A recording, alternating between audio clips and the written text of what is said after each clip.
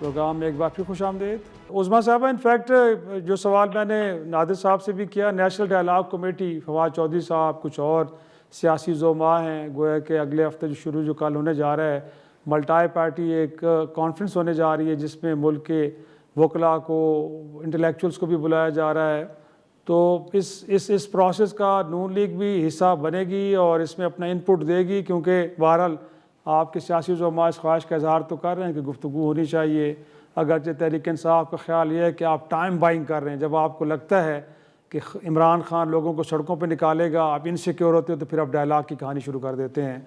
उनको तो शक है, लेकिन राना सोनाली साहब के अगर हम स्टेटमेंट को सीरियस ले लें तो फिर इस कॉन्फ्रेंस का भी तो आपको हिस्सा बनना चाहिए ना, वहाँ पे भी आपको होना चाहिए। तो आप शिरकत कर रहे हैं इस कॉन्फ्रेंस में?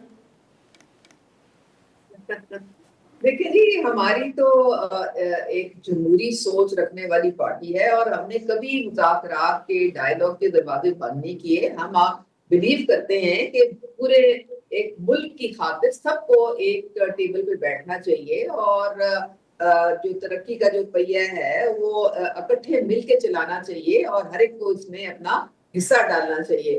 अब प्रॉब्लम ये है कि ये बेचारे इतने खौफजदा हैं पीटीआई वाले, क्योंकि इनका कोई चूरन नहीं बिक रहा, इनकी दुकानें हो गई हैं बंद सारी। ये बार बार जो डिफॉल्ट की बात करते थे, श्रीलंका बन जाएगा पाकिस्तान, उसकी बात करते थे। कभी इनका शौकत तरीन जाके खत लिखता था आईएमएफ को, कभी ये बैठ के उनके दफ्तरों के बाहर प्रोटेस्ट करते थे। वो सारा मामला चौपट हो गया। वो इनकी सारी जो तरकीबें थी ना वो चौपट हो गई सारी। तो ये अब इनको समझ नहीं आ रही। अब इनके पास सिर्फ एक राह फरार है, इन्होंने किसी से ना कोई बात करनी है, इसलिए क्योंकि ये आपको पता है सब बाय इलेक्शन से भी इन्होंने राह फरार हासिल की थी। ये किसी इन्होंने हिस्सा नहीं लिया क्योंकि इनको पता था कि इनको वहां पे भी शिकस्त का सामना करना पड़ेगा, किसी ने इनको अब मैंडेट देना नहीं। आपने अभी लेटेस्ट देख लिया जो फैसला आया है मियां मोहम्मद नवाज शरीफ के हल्के का, वहां पे भी इनको नाकामी का सामना करना पड़ा है। तो इनकी तो ये कहानियां सुनते जाएं और आप शर्माते जाएं, हकीकत से उनका कोई ताल्लुक वास्ता नहीं है। ये ना इन्होंने डायलॉग करना है क्योंकि ये किसी से बात करने में बिलीव नहीं करते।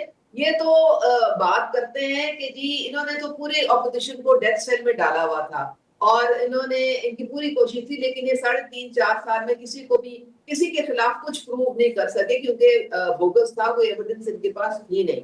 अब इनके अपने केसेस हैं तो ये जाके भुगते अदालतों में और अपना नाम क्लियर कराएं अगर ये समझते हैं कि जी ये बहुत ठीक है और इनके महात्मा जो है सादिक और अमीन है जो कि 14 साल की सजा काट रहे हैं, 17 साल की और उनको सजा हो गई है।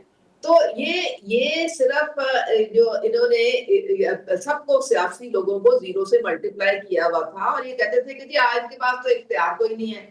अब जिनके पास इख्तियार है और जो जब ये एस्टैब्लिशमेंट की तरफ जाते हैं तो उन्होंने कहा जी हमारा सियासत से कोई लेना देना नहीं है, आप सियासी लोगों से जाकर गुफ्तगू करें। अब फिर वो पहले भी ये लोग भाग गए थे मुज़ाकराती टेबल से, हमारी टीम बैठी हुई थी, इनका इंतजार कर रही थी, ये भाग गए थे। अब भी जो इनमें जो कुछ सेंसिबल लोग हैं, जो सियासी कट काट वाले लोग हैं, शाह महमूद हैं, जो कोट लखपत से जो मुज़ाकरात की बात निकलती है तो हम उसको वेलकम करते हैं। हमारे पीएम ने भी उसको वेलकम किया, राना सनाउल्लाह ने भी वेलकम किया, रियाज सादिक ने भी वेलकम किया। जो बात अचकज़ई साहब करते हैं या अलामा करते हैं वो भी उसको भी वेलकम किया गया। लेकिन जो बानी साहब बैठे हुए ना वो सबको सिर्फ इस्तेमाल करते हैं, उन्होंने किसी को कोई इख्तियार दिया ही नहीं हुआ।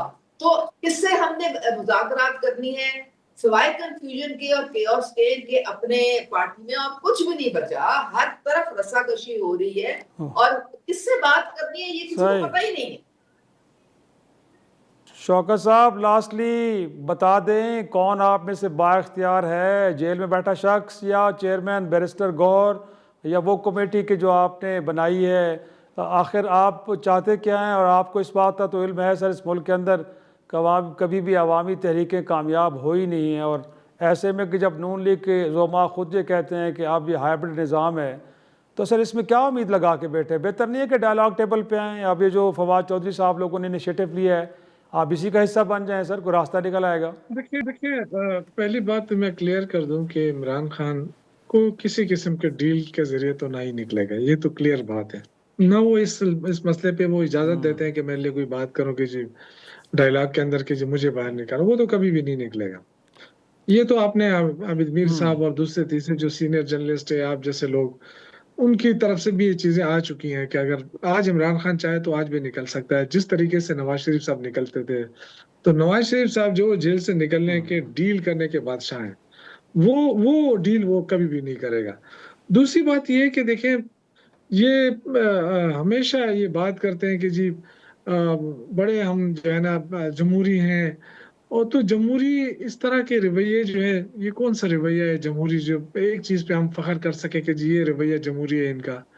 ये तो इनको तो ये कहते हैं कि जी इररिलेवेंट है, पीटीआई खत्म है, लेकिन इमरान खान के सिवा आपके पास कोई नुक्ता है जो आप बयान कर सकते हैं टीवी पे? कौन सा टीवी चैनल है जो इमरान खान का नाम लिए बगैर वो अपना प्रोग्राम कर सके? इसका मतलब ये है कि उसकी इम्पोर्टेंस है। अगर उसकी इम्पोर्टेंस ना होती ना, तो आज कोई उन्होंने तो पाबंदी लगा दी थी, अब ये बानी चेयरमैन, लेकिन वो बानी चेयरमैन भी इतना पॉपुलर हो गया है कि अब वो भी हजम नहीं हो रहा है। तो मसला ये है कि देखें, ये खौफ है। अब अवाम जो है वो पीटीआई के साथ है, उसको आप खत्म नहीं कर सकते, अवामी ताकत को खत्म नहीं कर सकते।